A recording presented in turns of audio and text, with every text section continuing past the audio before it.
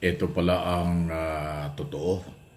Matagal ng hawak ng CIDG ng PNP itong si alias Totoy. Dahil nga daw po ito ay maraming alam tungkol sa missing sa Bungero.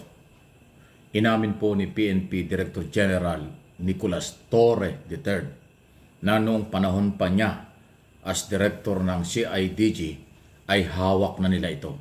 Kaya marami na silang impormasyon kung sino ang mga posible at dahilan ng pagkawala ng 100 or mahigit na 100 na sabungero. Ayon kay General Torre, naniniwala siya hindi lang 15 o 15 pulis ang sangkot. Baka daw meron pa sa pagpapatuloy ng malalim na investigasyon. So lumalabas po ngayon mga kaibigan na marami nang nadiskubre, marami na rin inamin si alias Totoy bilang testigo na ngayon ay protektado na ng PNP at sasailalim pa sa Witness Protection Program ng Department of Justice. Kaya naman pala ang laging sinasabi ng mga otoridad, maraming mananagot na mga maiimpluwensyang tao dito sa pagkawala ng mga sabungero ay dahil nga po sa matagal na pala nilang hawak at nakakuha na sila ng mga bagong impormasyon na magpapatunay at magpapalakas sa mga kaso. Hindi lang po yung hawak ng gobyerno ngayon ay yung 4 na mga security guard na testigo na rin. Nauna pala itong si alias Totoy. Naku, delikado. Kaabang-abang ito. At siyempre, delikado rin ang kalagayan niya ngayon kung siya papakawalan. Kaya kinontrol na ng ating PNP at ng mga otoridad para hindi ito magalaw ng kung sino man na posibleng masagasaan ito sa kanyang mga sinasabi. Hindi ko po sinasabi na ang lahat ng kanyang sasabihin ay kapanipaniwala. Pero nakakuha na po ng idea o lead ng malalimang investigasyon ang gobyerno. Kaya naman pala, nag-utos si Pangulong Marcos na palalimin pa ang investigasyon sa mga sabungerong nawawala para mabigyan ng hustisya ang mga pamilya. Ayun. Nako, related sa balitang yan, madami nga daw po ang pwedeng managot at masasabit, sasangkot dito sa mga krimeng ito sa nangyari sa isabong na nawala ang mga sabungero. Ayon mismo kay PNP Chief, ito pa yung bago. Posible raw, hindi lang yan sa Taal Lake ibinaon ang mga naging biktima. Posibleng meron pang ibang lugar. Kasi nga naman kung 100 yung mga sabungerong yan na inilagay sa balde tapos tinapon sa Laguna Lake, posibleng meron pang ibang pinagtapunan. Kaya kailangan pa ang malalim na pagsusuri at nangangalap pa rin sila ng ibang testigo na magpapatunay at makapagtuturo kung saan ibinaon, saan itinapon ang mga sabungero. Napakasakit nito sa pamilya.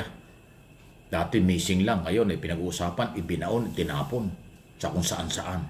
Kaya malawak ang paghahanap, hindi lang sa Taal Volcano or Taal Lake sa paanan ng bulkan, kung hindi may mga iba pang lugar na pwedeng puntahan ang mga otoridad. Sunod na ating pag-usapan, gambling. Ang gambling, illegal gambling, sila nga ba ang ugat ng crime, karahasan, krimen dito sa ating bansa? Isabong, pogo, weteng at iba pa. Yan po yung lumalabas ngayon. Dahil kasi dito sa mga sugal na ito, gambling na ito, puro pera. Malalaking volume ng pera ang pinag-uusapan dito. Malaki ang mga talunan, pinagtatalo ng pera between mananaya, between sabongero at saka po ang kapitalista. Hindi lang sa sabong, pati sa pogo na pinatigil na dahil nga sa matinding krimen, ang weteng at iba pang illegal gambling. Kaya nga meron ng panukala na itigil na ang online gambling. Hindi lang nakakasira sa kabataan, kung hindi binabubuwis ng mga buhay na nawawala dahil nga ho diyan sa sugal. Legal o illegal, nagiging prohisyo na sa kabataan at sa buhay ng mga nagagamit at namumuhunan dito sa gambling sa ating bansa. Palagay ko panahon na rin nga ito sa ilalim ng kasalukuyang pamahalaan kung paano ito makontrol o ipagbawal para sa proteksyon ng mga sibilyan. Samantala, sa iba nating mga balita, kaugnay naman po sa issue pa rin tungkol sa hindi lang investigasyon kung hindi sa mga korte, dapat lang ho talaga mangibabaw ang batas.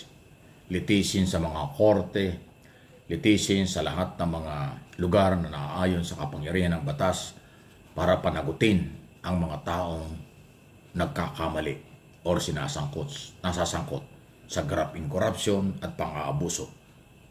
Kasi alam niyo yung issue sa impeachment, hindi po ito talaga matatapos hanggat hindi po nakikita ng mamamayan ang mga dokumento, testigo at ebidensya. Hindi mawawala ang isyong ito kung i-dismiss without trial ng mga kapanalig na senador ng kampo ni Duterte. Kasi hindi yung trabaho ng Senado ang mag-dismiss ng kaso. Ang kanila ay try and decide after nga po makita nila, after ang trial at makita ang ebidensya. Pabor man o hindi ang mga senador judge, wala silang karapatan na i-dismiss without trial. Yun po ang pinangangalandakan talaga ng batas at ng ating mga law expert at constitutionalist gumawa ng saligang batas. Pero nagiging matinding debate lang ito dahil kasi kung yung mga gurita, mayroong ilang mga senador na hindi sumasagot. May mga ibang senador na parang ayaw makialam. At pinapaubaya na lang nila sa tagapagsalita o mismong si Senador Chis Escudero as Senate President. Yung iba tahimik.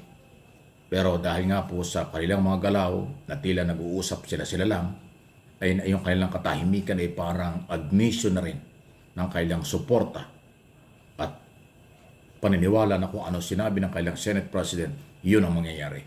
Yun din ang nakakalungkot. Dapat kasi independent sa lahat ng issue ang mga senador, judges.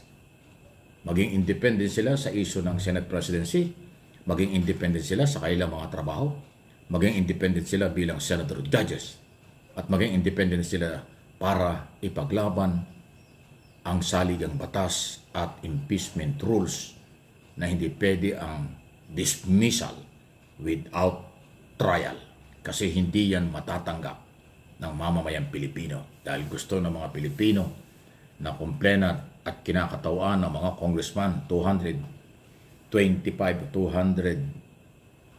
ilang ba yan? Mahigit na 200 congressman ang signatory at nag-endorse ng article of impeachment against Sara Duterte.